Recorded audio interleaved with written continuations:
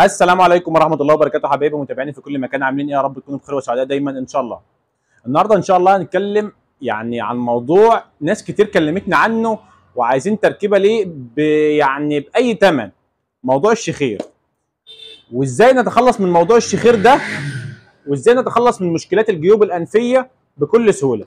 اقول لحضرتك على اقوى 3 زيوت يعالجوا الموضوع ده بكل سهوله مع حضرتك. بس طبعا قبل ما اقول لحضرتك اي شيء، يا ريت تقدرني زي ما انا بقدم لك الوصفه وبقدم لك التركيبه. يا ريت تقدرني وتعمل مشاركه الفيديو ده وتصلي على النبي في التعليقات. ولو انت ما انتش متابعني، اعمل متابعه عندي. كل اللي عليك يا ريس، هتروح عند اي عطار وتبدا تجيب لي منه زيت السمسم وزيت حبه البركه. زيت السمسم وزيت حبه البركه، ده زيت السمسم تمام، وده زيت حبه البركه طبعا في ازازه غامقه. عشان ايه؟ ده من ضمن العناصر او من ضمن العوامل لحفظ حبه البركه، لحفظ الزيت بتاعها. احنا بنحطه في ازازه غامقه كده عشان ايه؟ يفضل زي ما هو، ما يأكسدش او ما يفسدش بمعنى اصح.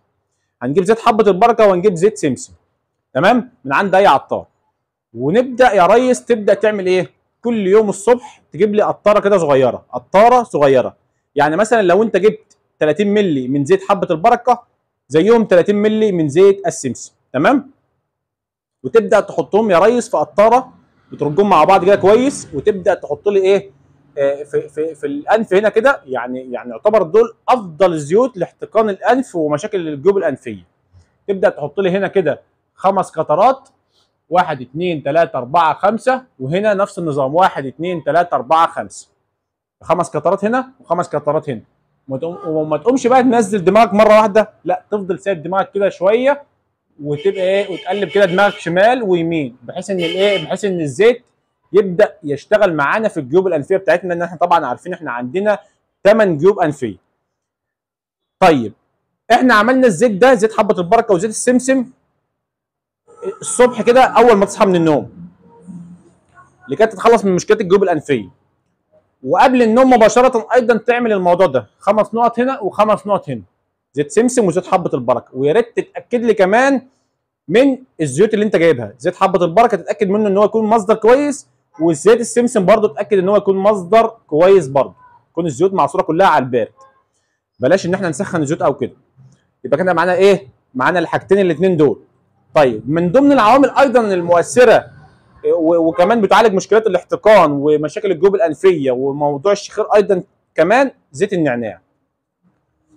هتجيب لي زيت نعناع من عند اي عطار تمام. وتبدا تجيب يا ريس بليه دوره زي دي كده بالظبط، وتحط فيها ايه؟ زيت النعناع بتاعنا. وتبدا يا ريس تحطها في جيبك وانت رايح وانت جاي. وتبدا تعمل ايه؟ تجيب الزيت ده كده وتبدا تدلك هنا كده وتشم. نفس النظام هنا كده وايه؟ وتبدا تشم زيت النعناع كده خلاص. وتبدا تحط هنا كده ايضا على الانف من تحت هنا كده،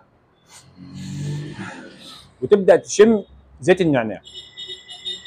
يعني يعتبر من اقوى الزيوت ايضا الفعاله اللي هتخليك، يعني لو عندك الانف مسدوده، فور استخدامها على طول. بعد دقيقه بعد دقيقتين بالظبط هتيجي تبص تلاقي حضرتك الدنيا دي بقى فتحت عندك كده وبدات تتنفس طبيعي.